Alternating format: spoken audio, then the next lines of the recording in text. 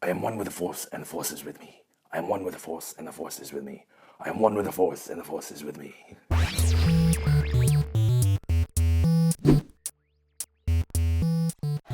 Hey, what's going on, you guys? Welcome to Draw It 2. My name is Ramney, and today I'm going to be reviewing Star Wars Rogue One, or Rogue One, a Star Wars story, and I'll also be drawing an X-wing fighter, this one right here. By the way, if you guys notice that I'm still sounding a little bit different, that's because I'm still recovering from sickness. I still have a cough, and if I do end up coughing, I'll probably edit it out of this video so you guys don't have to worry about it. But as you guys can see, I don't have my usual setup right now because my daughter's been home and we've been using this room for play, so it's kind of all over the place. So forgive me for that. Anyway, let's get started with Rogue One, a Star Wars story. Right off the bat, you guys, I absolutely loved this movie. And I think the reason why is it's because it is a lot of what I want in a Star Wars movie.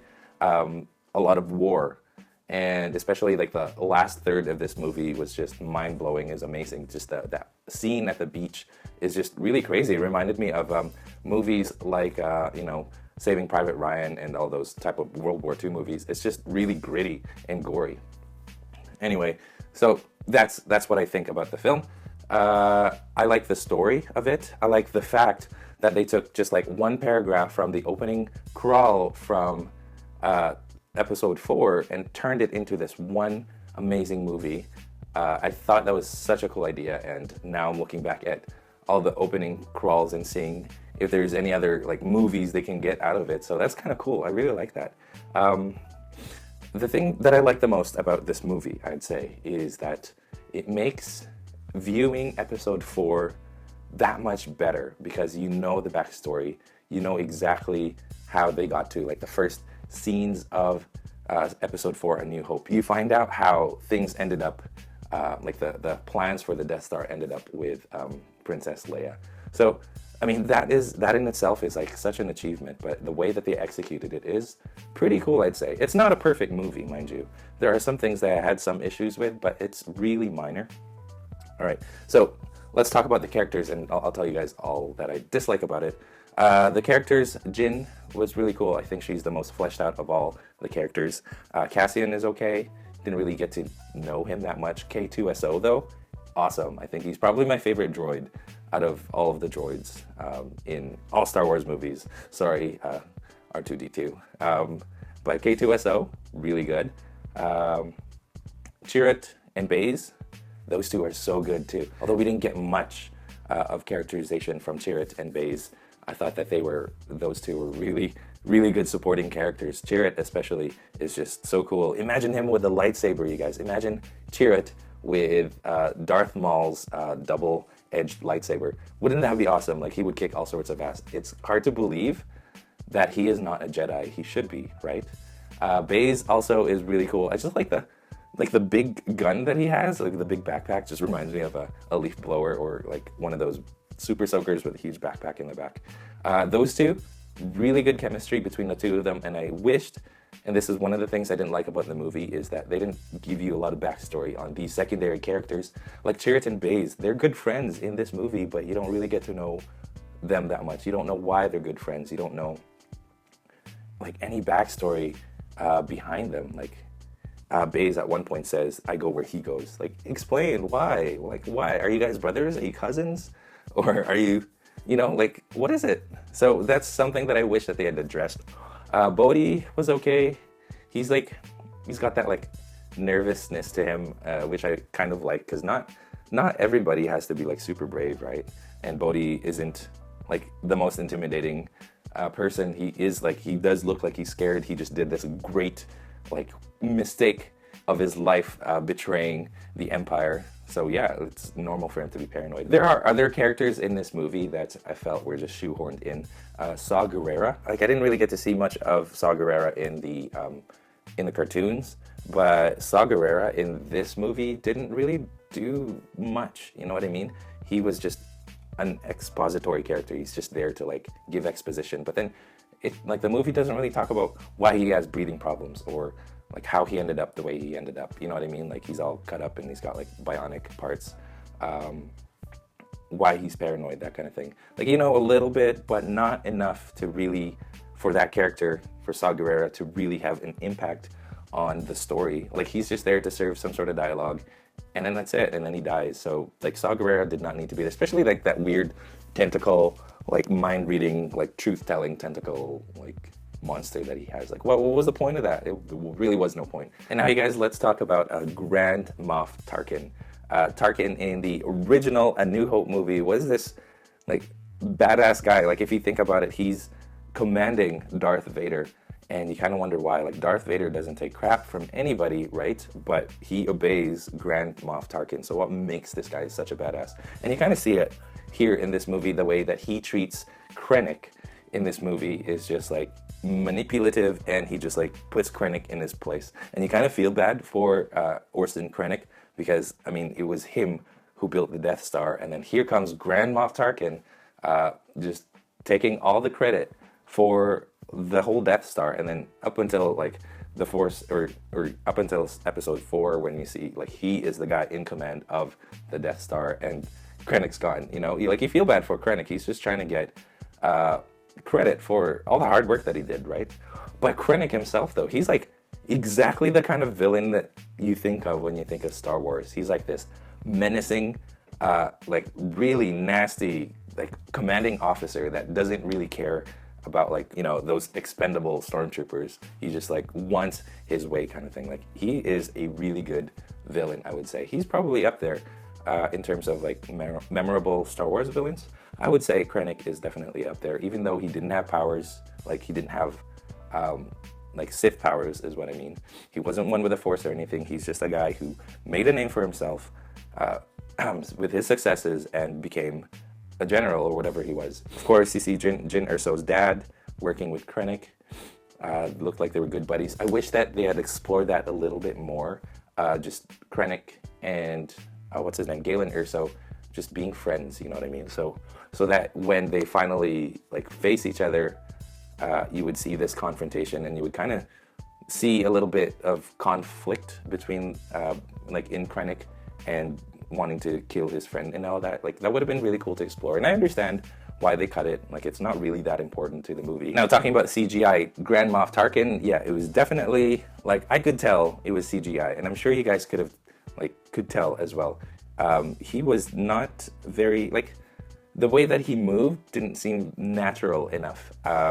They tried. I mean, the technology was really good, and I think that's the best they could do with the technology that we have now. And I kind of understand a lot of people's criticisms about Grand Moff Tarkin and, like, Princess Leia being CGI, because it kind of does take you out of the movie if you know that Peter Cushing, the actor who played Grand Moff Tarkin, has died already. So when you see him, you're like, oh yeah, that's a CGI character. You know what I mean? It takes you away from the story, especially if you linger too long at them, like this movie does. You linger too long at Grand Moff Tarkin, you see all the, like, the weirdness of it. Like, it's not quite human, and, like, they call it the uncanny valley, right? Where you try your best to make something look humanoid, but it does the opposite. It just it makes you realize that it isn't. I don't know how they could have worked around it.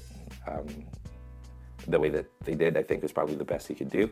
Having Princess Leia there at the end, though, awesome. The movie theater that I watched when I saw Princess Leia, I was like, yes, right? It was amazing. And I don't know who else had a crush on Princess Leia when they were younger, but I sure did. Anyway, going back to my point of this movie making episode 4 such a better movie is the fact that, like, when Princess Leia was given the plans to the Death Star, she mentioned something. I think one of the, like, it's been a week since I watched this, so somebody asked what it was, and she said hope, right?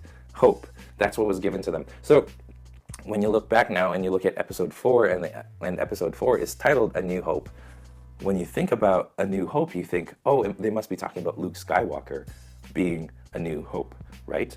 But if you look at it now, the way that this movie frames that movie, hope does not mean Luke Skywalker. Hope means that they were given the plans to the Death Star, and now they have this ability to destroy, like, a big piece of the Empire's like plans.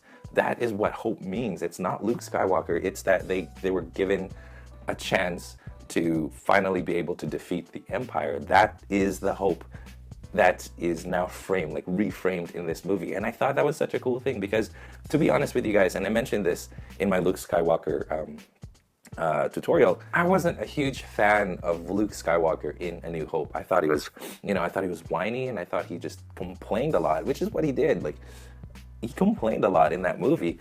And if you look at all the characters in Rogue One and you compare Luke Skywalker to them, like, and remember, these two are like back to back. The end of Rogue One is like 10 minutes before the beginning of A New Hope, right? So they're back to back, and Luke would be alive at the time of the events of Rogue One. If you look at the characters in Rogue One and like the ultimate sacrifice that they did, they all died for the cause. They all like accepted their fate, and they all decided that this was what they were going to do, and they were all heroic about it. Look at that, and then you look at Luke Skywalker. It just makes Luke even worse. Like, he's such a whiny kid, you know what I mean?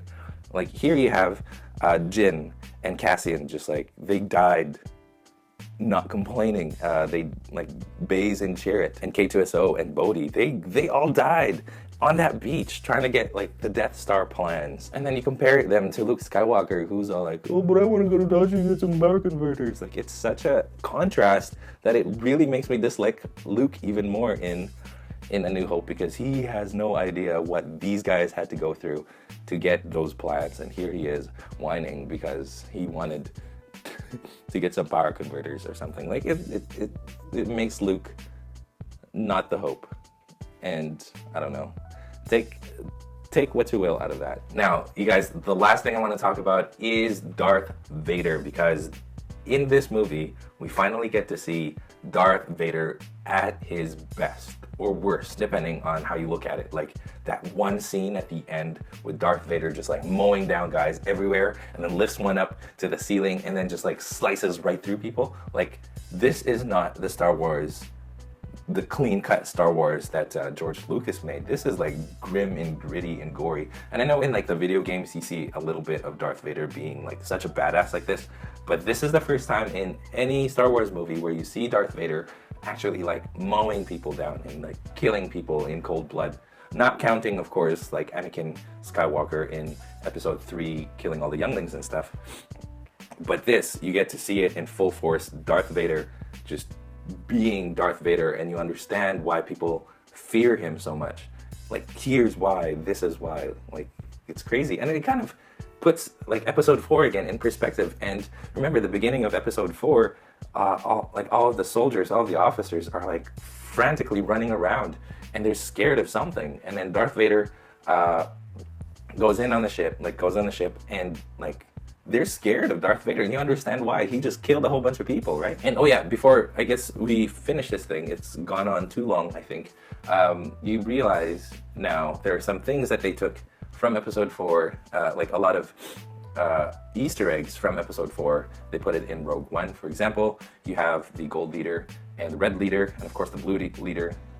You didn't realize there was a blue team because the blue team all died in that beach. That's why there's no more blue team. And then there's Red 5, who died in this one as well. It was really cool to make that connection, because you understand why Luke was given Red 5, because the guy who was Red 5 died in Rogue One, right?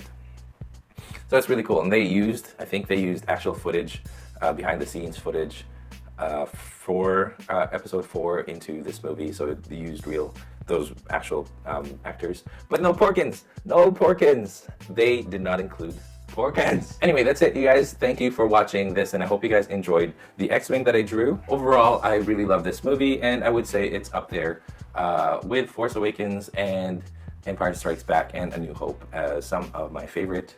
Probably my fourth favorite Star Wars movie would be Rogue One. I'd say it's better than Return of the Jedi, and I know I might be the only person who thinks that, but I really liked Rogue One, and I really liked what it did in that it added to the story, and it added to the movie watching experience, especially with Episode 4, which I watched right after. Like, as soon as I got home from the movies, I put on Episode 4 and I watched it, and it was amazing. And it just like kind of just flowed together really nicely. If this is your first time here, I would love to have you guys subscribe. Here on this channel, I show you how to draw your favorite characters in easy to follow, simple step-by-step instructions. So if you guys do like what you see, please hit that subscribe button just below this video. My question of the day, what did you guys think of Rogue One? Go ahead, spill the spoilers down in the comments below. Let me know what you guys think of Rogue One, the characters, the story, and pretty much everything you want to talk about Rogue One. Stay tuned, you guys. I do have Rogue One character tutorials planned, so please watch out for those. And if you guys like this video, it would help me a great deal if you guys commented below, liked this video, or shared this video with your friends in social media. Speaking of social media, don't forget you guys can find me on Facebook, Instagram, Google+, and on my website, drawit2.com, where you can download a whole bunch of coloring pages from all of my tutorials here on YouTube. And also, if you guys are interested in a print like this, I am thinking of making a whole bunch of prints of my X-wing fighter. Let me know if you guys are interested, and I will actually probably make them and sell them. So let me know if you guys are interested so that I can, figure out how many copies of this I can make. Finally, you guys, thank you for watching. And as always, stay tuned for more so you can learn to draw too. I'll see you guys in my next tutorial. Ho, ho, ho.